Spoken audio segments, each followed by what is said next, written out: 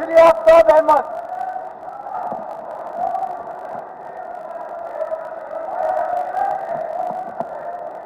उससे पूछ, मेरा नाम लिया, मेरा नाम लिया। अध्यक्ष महोदय, चलिए आफ्ताब जी। हमने अध्यक्ष महोदय, हमने हमारे साथियों ने काम रोको प्रस्ताव दिया था हरियाणा में कानून व्यवस्था को जवाब लेने के लिए, लेकिन मेरे साथी चर्चा और चर्चा के माध्यम से जवाब लेने के लिए सरकार से। आप भी भाग लीजिए चर्चा। सर, पर जिस तरीके से चर्चा ना करके, जवाब ना दे करके इस गंभीर मसले को उलझाना चाहते हैं कि पूर्व की सरकारों पे आरोप उसका करके, इससे प्रतीत होता है कि कितनी सत्ता पक्ष गंभीर है कानून व्यवस्था के मुद्दे को डिस्कस करने के लिए। सर, हमने अपनी बातों को रखा, उसका तर्क देके ये कि ये उस सन में हुआ, उस सन में हुआ, वो नहीं। हम आज के दिन जवाब मांग रहे हैं कि आज के दिन हरियाणा की हालत क्या है। ये जवाब जो है सर, अखबार में जो छपा है, एक हमारे साथी विधायक के जवाब में छपा है, और इसमें किसी तरीके के ये कहना कि कानून व्यवस्था आज के दिन हरियाणा में कोई मुद्दा ही नहीं है क्या, इस चीज को कहना और इस चीज का करना और उसको तुलना करना पिछली कांग्रेस की सरकार से, लोकदल की सरकार से।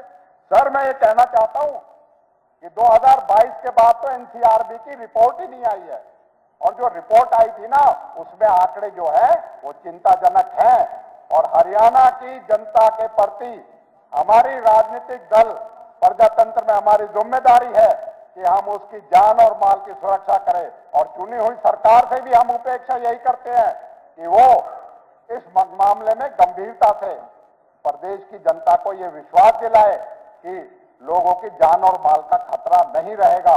और एक विश्वास, जो आज यह विश्वास जनता में होना चाहिए, और जो विश्वास नहीं रहा है लोगों में, कानून में नहीं रहा है, कानून की एजेंसियों में नहीं रहा है, और जिस तरीके से जो बदमाशों का बोलबाला हो रहा है ना, इससे ये सोचे कि अगर पिछले रिकॉर्ड को पेश करके उससे बच जाएंगे, या उस जिम्मेवारी से बच नहीं सकते। सर, मेरा कहने का यह है, और इसमें सबसे ज्यादा जो है हमारे साथियों ने सारे आंकड़े दिए हैं। मैं तो उससे अलग एक बात कहूंगा सर, कि एनसीआरबी की रिपोर्ट में जो सबसे गरीब आदमी है वो सबसे ज्यादा पीड़ित होता है। और बात करें तो दलितों की अगर बात करें, 100% 2014 से 2022 के बीच में बढ़ोतरी हुई है उनके प्रति जो अत्याचारों में। और जहां बात करते हैं दलितों की, उसके साथ साथ मैं एक बात और कहूंगा, इस सरकार को 11 साल हो गए हैं। आज हरियाणा में अल्पसंख्यकों की रक्षा करने के बजाय कहीं तो उनकी मॉब लिंचिंग होती है, कहीं उनके घरों और दुकानों को जला दिया जाता है, और उनकी सुरक्षा की बात करते हैं। सबका संवैधानिक हक है, और अल्पसंख्यकों का खास तौर पर मुसलमानों का भी हक है कि उनको सुरक्षा प्रदान करी जाए, जिसमें यह सरकार विफल हो जाती है। जहां तक गुड़गांव की बात करी गई, गुड़गांव में उन्हें अपने धार्मिक आस्था के अनुसार नमाज भी पढ़ने दी जाती। और अभी थोड़े दिन पहले पलवल में मॉब लिंचिंग में एक युवक की हत्या कर दी सिर्फ इस बात के लिए कि वो मुस्लिम है। सर, अभी बांग्लादेश के नागरिकों को सरकार निकाले, लेकिन किस तरीके से गुड़गांव में, फरीदाबाद में, अन्य तरीके में अल्पसंख्यकों को चुन चुनकर इस देश के नागरिकों को 3-3 दिन बंदी बनाकर रखा सिर्फ शनाख्त करने के लिए। सर, इस तरह का कानून व्यवस्था देना चाहती है सरकार, और फिर कहती है कि इसमें सब सुरक्षित है।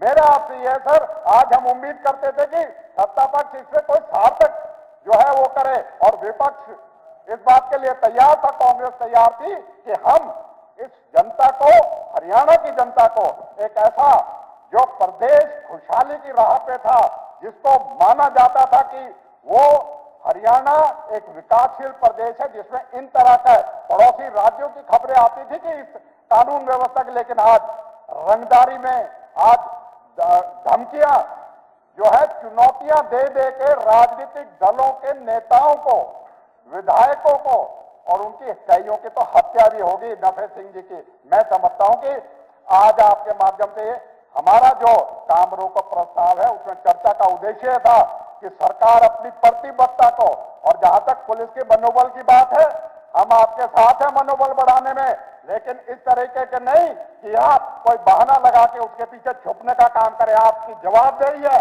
आज सत्ता में है, आपको जवाब देना पड़ेगा और जनता को सुरक्षा देनी पड़ेगी।